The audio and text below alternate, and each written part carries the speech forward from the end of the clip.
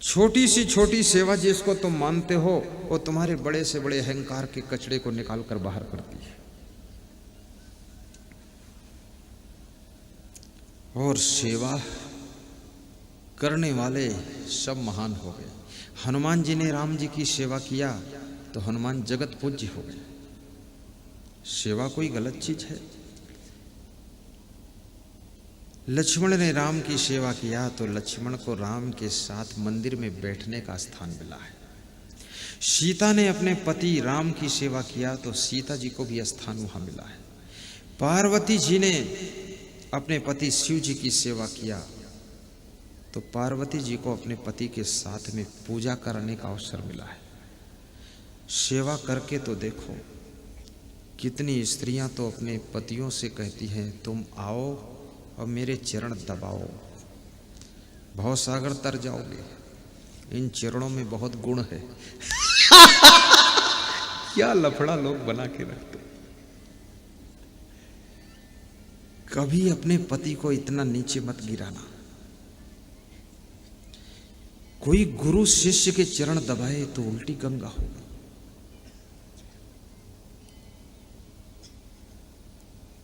ऐसा कभी मत करना। शिष्य अपने गुरु के चरण दबाने को पा जाए तो उसका सौभाग्य है।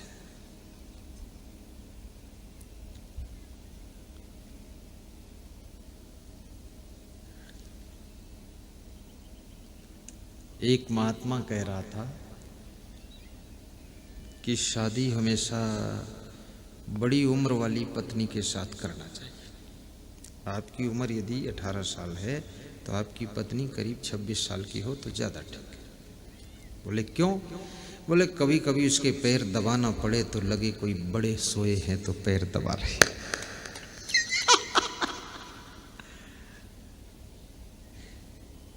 जो समझदार महिला है अपने पति से कभी पैर नहीं छुआएगी, सवेरे उठकर उनके पैर छुएगी।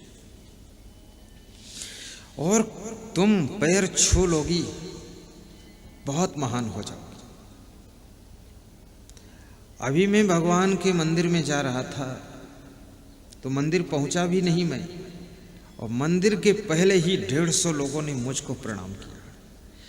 मैं प्रणाम करने के लिए आगे बढ़ा हूं किसी को, किसी महान सत्ता को, किसी देवी देवता को, किसी भी महान पुरुष को, उसके पहले ही मुझे प्रणाम करने वालों की लाइन लग गई है।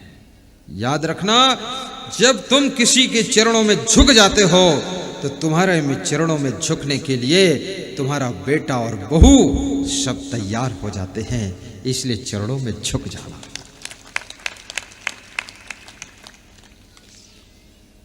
चरणों में गुरुवर के करता हूँ वंदना, स्वीकार कीजिए दास की अर्चना।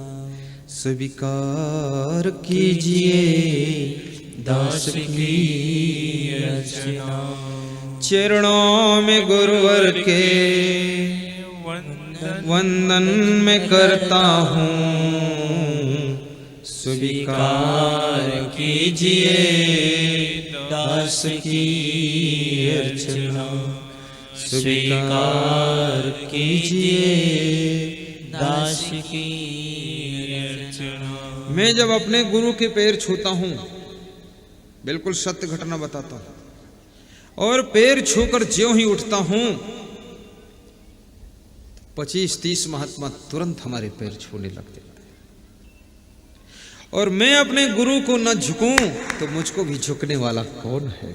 याद रखना, तुम पहले झुकोगे तो दुनिया पूरी तुमको झुक जाएगी, और तुम अकड़ोगे तो दुनिया अकड़ कर खड़ी हो जाएगी। दुनिया अकड़ कर खड़ी हो जाएगी। इसलिए मैं गाड़ी से उतरते ही सबसे पहले सबको हाथ जोड़ता हूं। क्यों जोड़ता हूं? क्या तुम्हारी साधना बहुत बड़ी है? ऐसा नहीं है।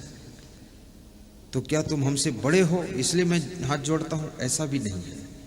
तो फिर क्यों जोड़ता हूं? क्यों जोड़ता हूं? इसलिए जोड़ता हूं। किस लिए जोड़ता हूं बता देता हूं।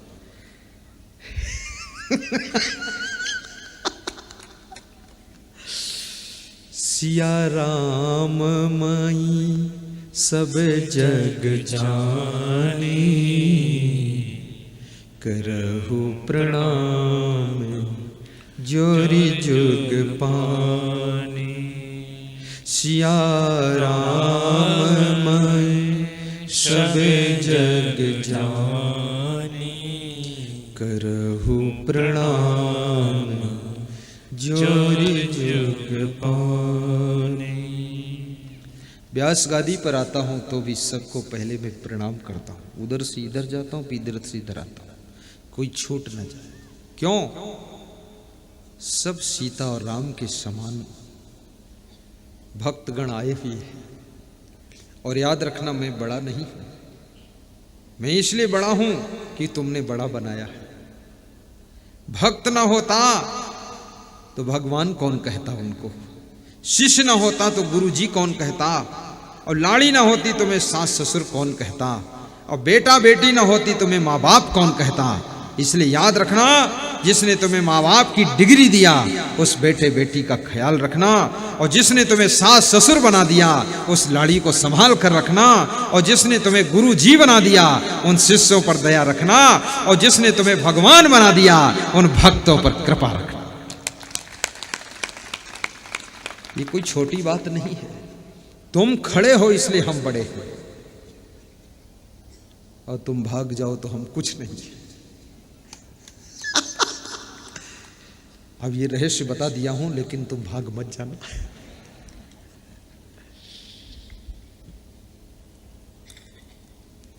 आपसे मेरी महिमा है और मेरे से आपकी महिमा है।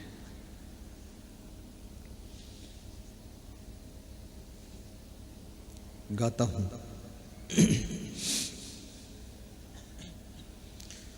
और कृपा की न होती जो आदत तुम्हारी।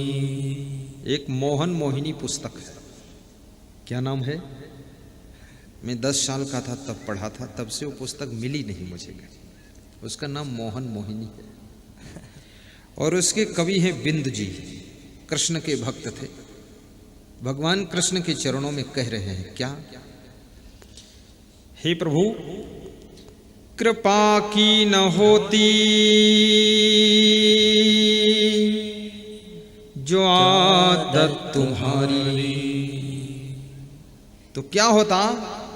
तो सुनी ही रहती अदालत तुम्हारी, तो सुनी ही रहती अदालत तुम्हारी।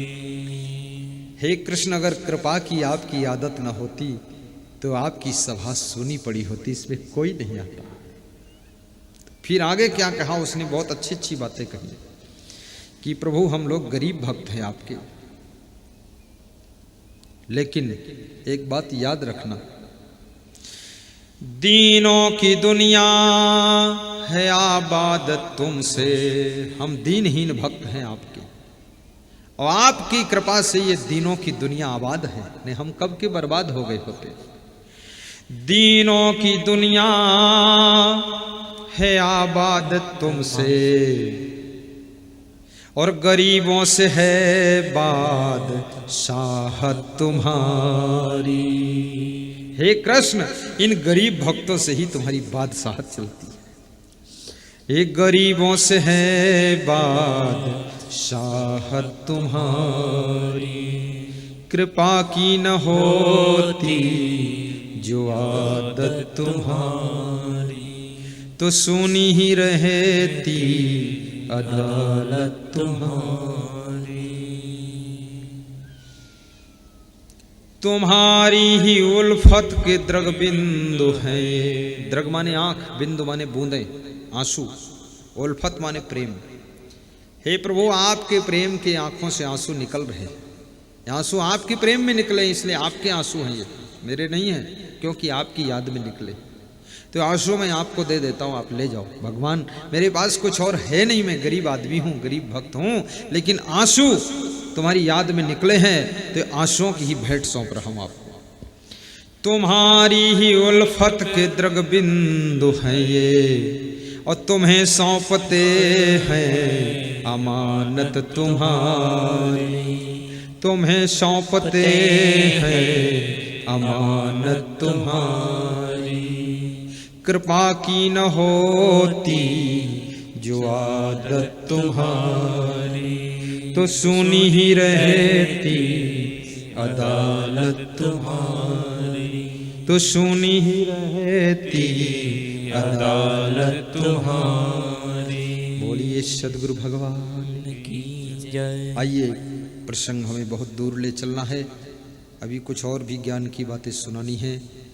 ठीक से बैठ जाइए, सिर को सीधा कीजिए, थोड़ा मुस्कराइए कि आप शंकर भगवान की नगरी में हैं, और नहीं मुस्कराओगे तो तुम्हारे सिर में डमरू शंकर जी मारेंगे, इसलिए खुश हो जाओ। डमरू वाले बाबा।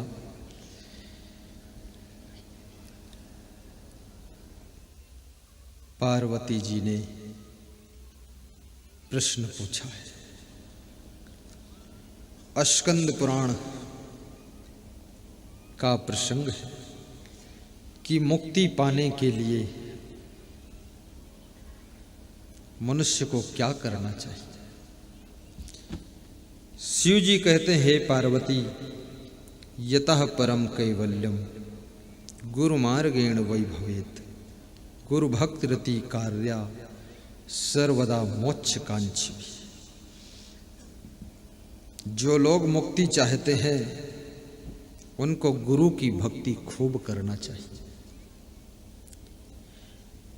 और सदैव करना चाहिए, और श्रद्धा से करना चाहिए। भक्ति रति कार्या सर्वदा मोक्ष कांक्षी भी, क्योंकि भक्ति ही मुक्ति देती है और मुक्ति नहीं मिल सकती है। तो भक्ति कैसे मिलेगी इंसान को, कहां मिलेगी? संत कबीर कहते हैं, संतों भक्त सतो गुरु आनी। हे संतों, भक्ति अगर मिलेगी तो कोई सद्गुरु की कृपा से ही मिलेगी। शिवरी को भक्ति मिली थी तो मतंग ऋषि की कृपा से मिली थी। मीरा को भक्ति मिली थी तो रैदास गुरु की कृपा के भक्ति मिली थी। ध्रुव को भक्ति मिली थी तो नारद जी की कृपा से भक्ति मिली थी। और याद रखना, तुलसीदास को भक्ति मिली थी तो गुरु नरहर दास की कृपा से मिली थी। और मुझे भी भक्ति मिली है तो क्षमा देव की कृपा से मिली है। और आपको भी भक्ति जब मिलेगी तो किसी गुरु की कृपा से मिलेगी, सद्गुरु की कृपा।